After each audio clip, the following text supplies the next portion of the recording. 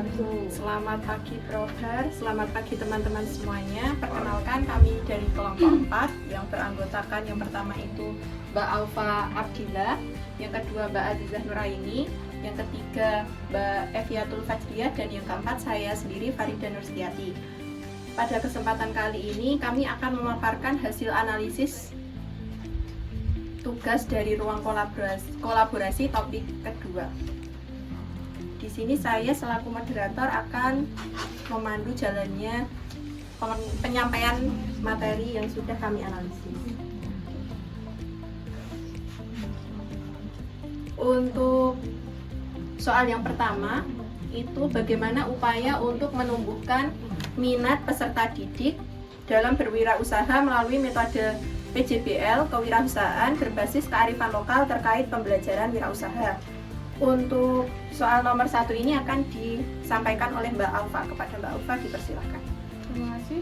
Jadi nomor 1 soalnya itu bagaimana upaya untuk menumbuhkan minat siswa dalam berwirausaha melalui metode PJBL kewirausahaan berbasis kearifan lokal terkait pembelajaran wirausaha.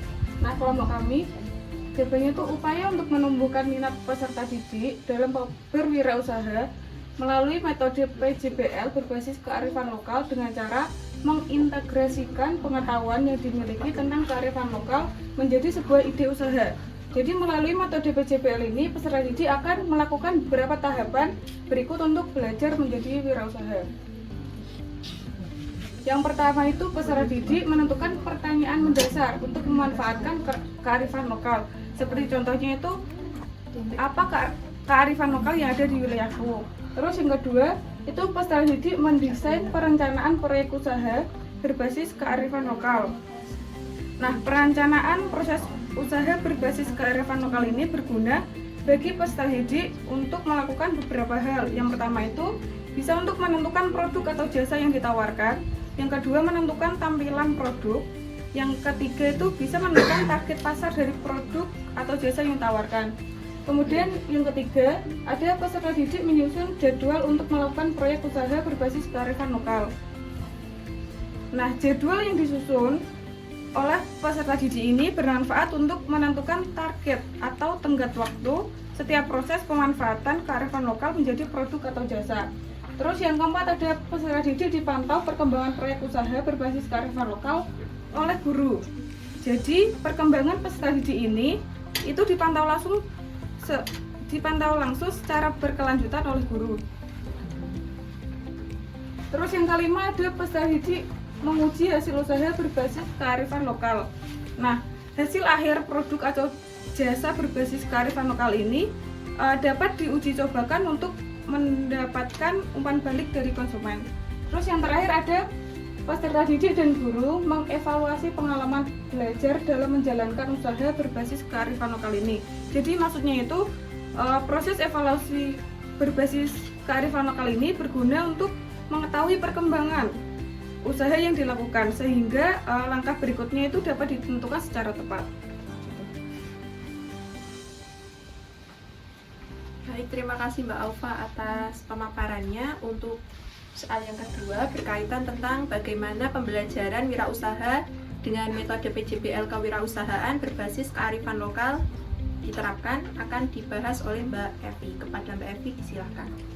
Baik, selanjutnya adalah proses pembelajaran wirausaha dengan metode PJBL kewirausahaan berbasis lokal diterapkan dengan memberikan keterlibatan peserta didik secara aktif pada proses membuat proyek atau peserta didik sebagai pusat pembelajaran. Setiap peserta didik nanti itu akan merencanakan dan membuat produk menyesuaikan kebutuhan maupun masalah yang relevan dengan kehidupannya. Peserta didik dapat membuat proyek berdasarkan potensi kearifan lokal yang ada di daerahnya, di daerah tempat tinggalnya, dan diubah menjadi ide usaha yang berbasis kearifan lokal.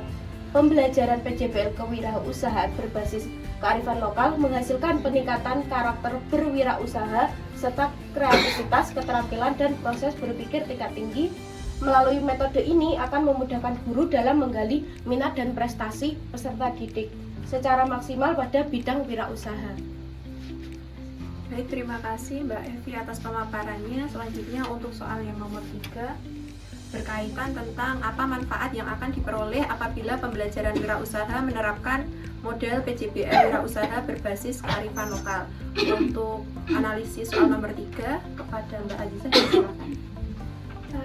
Yang akan diperoleh apabila pembelajaran wirausaha itu menerapkan model PJBL wirausaha berbasis kearifan lokal adalah yang pertama, mampu mendorong peserta didik untuk lebih kreatif dan inovatif dalam merencanakan dan menciptakan produk dengan menyesuaikan kebutuhan atau masalah yang relevan dengan kehidupan peserta didik, serta mampu mengintegrasikan nilai-nilai lokal.